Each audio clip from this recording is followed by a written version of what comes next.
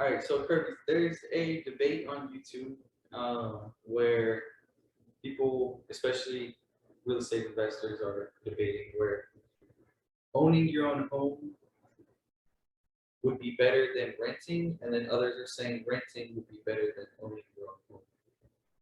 What is your take on that? My take on that is, first off, we already established in the previous video that owning a home you live in is not an investment because it doesn't bring in cash flow.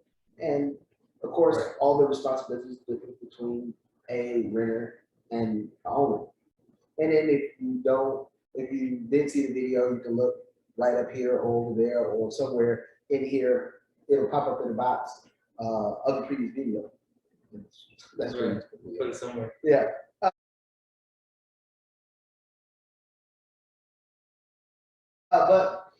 But it is, so we know the difference between what an investment is and what an investment is not. But the reason why it's an investment because people only look at the appreciation. But the only thing people have to do is do a little math. Again, men lie, women lie, numbers don't. Real estate agent gonna tell you it's a great investment. America gonna tell you it's a great investment. And you know, everybody's looking for that American dream. Right. Me, when it comes to home ownership, you should want to own a home because you want to own a home because you like the area, you like the neighborhood. Let's say in your situation, you know, your wife, family, you want them to stay in this area, you want them to be financially secure and have a house, and you don't have to, worry about them losing the house once you pay it off. That's the thing. But when it comes to the investment, there is no debate mathematically which is an investment and which one is not. The thing that I will always say is there is not much different, but there's not much difference between renting and paying a mortgage on a house. The only difference is who's responsible for the liability, who's responsible for the roof, who's responsible for garbage disposal goes out. Because it comes down to one simple thing. If you're renting an apartment or you're renting a place, a duplex or anything, you're the renter. If I stop paying the rent, I'm going to get evicted. Me as a homeowner paying a mortgage. If I stop paying the mortgage, I'm going to get evicted.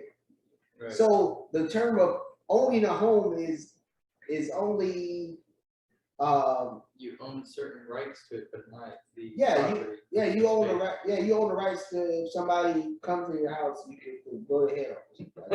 But that's the same thing in an apartment. You know what I mean? Jeez. So you do get the write-offs of the interest and the property taxes and yada yada yada. But the write-offs and stuff is not as good as if you own a rental property. The write-offs and all that stuff does not apply. So those are the only real nuances of owning and renting. And like I say, the biggest lie in America is that term American dream. Right. Because there is no big difference. If you cut all the emotion out of it and things like that, there is no difference between renting and owning, but who's responsible for the repairs?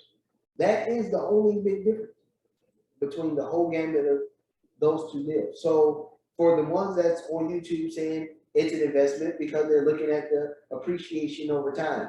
But if they add in the mathematics of how much interest and taxes as they increase goes in, that profit is not as big as it should be.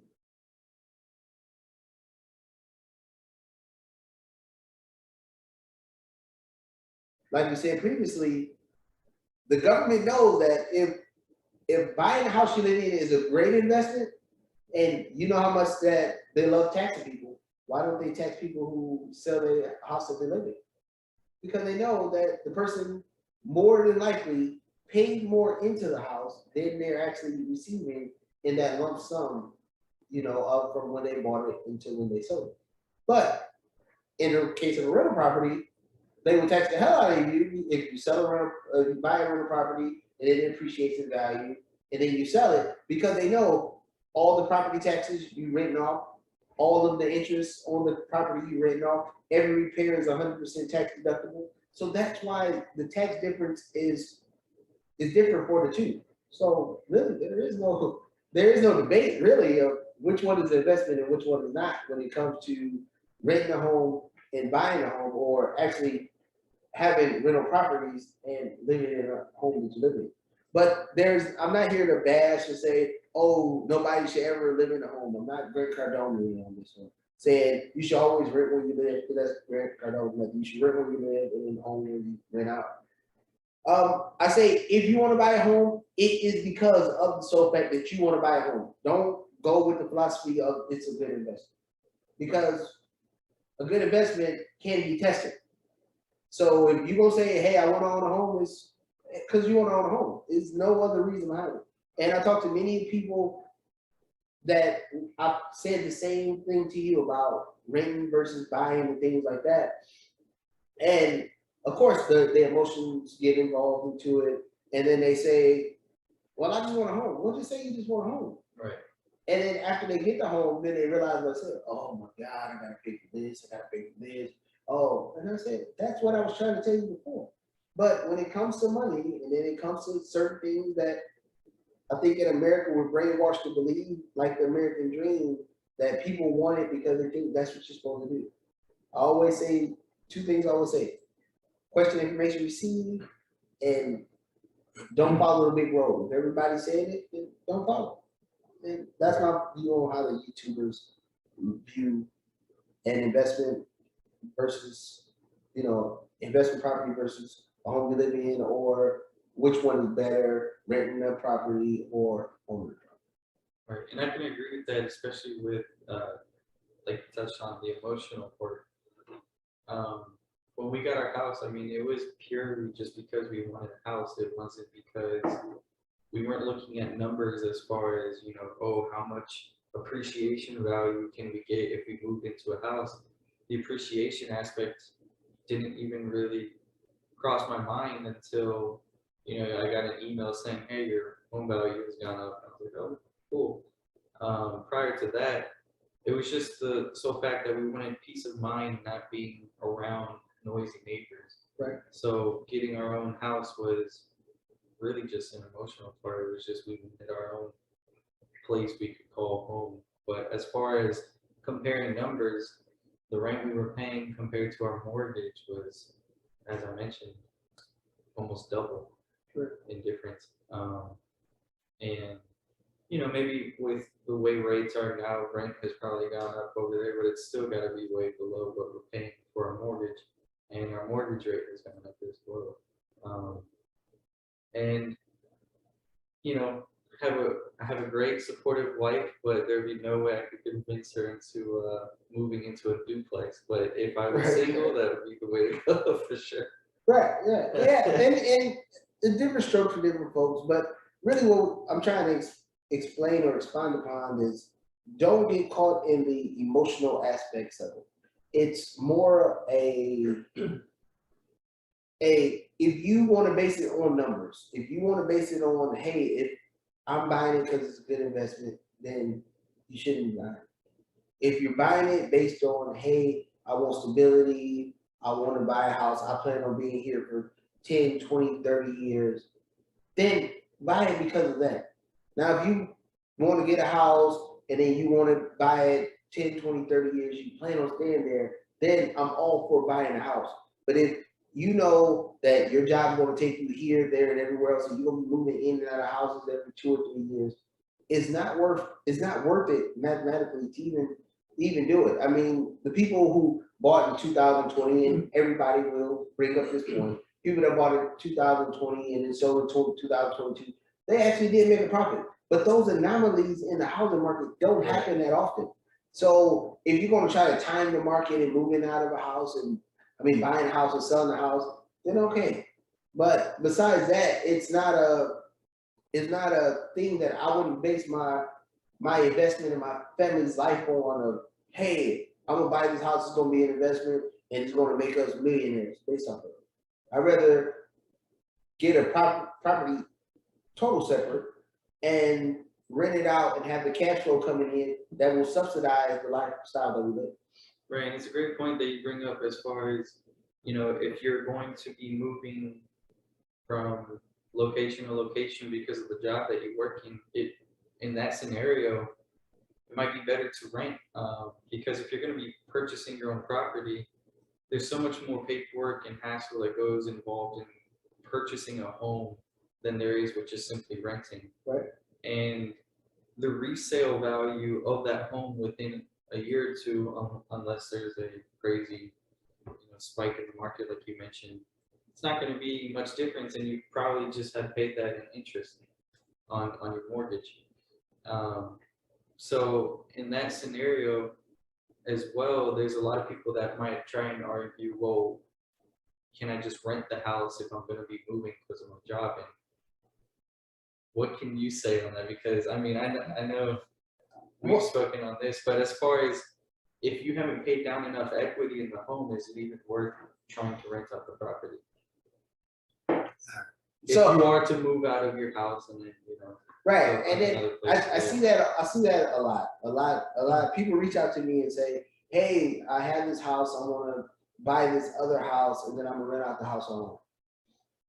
It sounds like a good concept if you're talking to people that haven't been in the game or don't know the other side. Usually people that's doing this, they never rented a property before, or this is their first time in the game. But the truth of the matter is, so let's just stick to the $100,000 house. So let's say $100,000 house. Well, in Florida we don't have $100,000 house, so let me stop that. So let's say a person is paying $1,200 in mortgage a month, and they plan on moving out and getting another property where they pay whatever they're paying, and then they're gonna plan on renting it out for, let's say, $1,300 a month. Everybody's saying, "Oh, well, great, that's $100 a month extra in cash flow that they're receiving." But really, that's not the truth, because remember, again, when somebody is renting, everything that happens to that property, that's not the tenant's fault, depending on how you write up the lease. Right. It is the responsibility for the owner of the property. So I would always, and I'll never forget this, I was at St. Pete Beach. I don't know the name of the beach, but I was at St. Pete Beach, and then I was with my son, and we sitting there playing volleyball. We was at a corporate event, and a guy came up to me and said, "Hey, I'm about to buy another house. I'm gonna rent out mine." And I only had one question for him. I said, "First off, how much is your mortgage that you owe now?" He said something around $1,200. And I was like, "How much rent can you get in the area?" He said about $1,200, $1,300. So I said, "So it's about $100 gap between what you owe in mortgage and the rent you receive." He said, "Yeah, it's a good deal." He was excited, it's a good deal. And people always say I'm the one that piss on people's parades, but I'll just, again, men lie, women lie, numbers don't. So then only thing I asked him was, "Hey, if you rent out this place and then you move into your new place, so now you're paying mortgage on two places." He said, "Yeah." And then so I said, "If the hot water tank busts tomorrow, it's gonna cost between $1,100 and $1,500 to get it fixed. Do you have $1,100 or $1,500 to get it fixed?" He said, "No." I said, "Well, you shouldn't have a rental property, especially at that with that small gap between." Now, let's say we go into the inverse, and let's say he's been living at this property for 20 years. He owe another $50,000 on the property. Let's say he refis the property and he gets the mortgage down to a 30-year with only owing 15. Didn't take any cash out, just refied it just to get a interest rate based on how much he owed left on it. So 50,000. So he's paying $300 or $400 a month. And then he rents it out for $1,100, $1,200 a month. Now he has a $600, $700, $800 gap between how much he owed mortgage and how much he received rent. So then he would have funds saved up to purchase a hot water tank that goes out. If the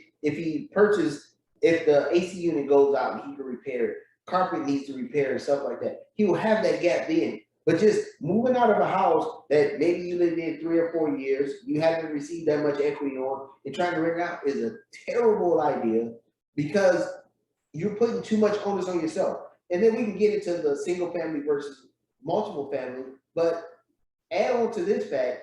So let's say that tenant, let's say it went perfect, and that tenant lived there for a year and then moved out. So he received $100 a month for 12 months. So that's $1,200 that's in his pocket. Hopefully he saved it. But so now let's say that tenant moves out and it takes 2 or 3 months before a new tenant moves in. Right. So that $1,200 he made, $100 per month, that $1,200 he made in a year, with that 3 months, it took 2 or 3 months that it took for that tenant to move out, and he still has to pay that mortgage of $1,100 a month or $1,000 a month. So he lost all his year's profit in 1 month. And then depending on the job situation he has or whatever, so now he got to go dig in his personal funds to cover that mortgage until he gets another tenant. So that's why it's a bad idea if you lived in a house for 2 or 3 years and you said, "Oh, I'm going to rent it," and if now rent values that went up 3-4x, and then let's say in that same scenario he's paying an $1,100 mortgage, but now the rent is $2,200, then okay, we can talk about something then. But just a $100-$200 gap between how much you can rent it out and your mortgage, that is a terrible. It's setting people up for failure. It's setting people up to get foreclosed on. It's setting people up to sell a house lower than its value because they're trying to get out of the headache. So those are the different dynamics that you have to look at when it comes to renting a house that you lived in and want to get into the rental game.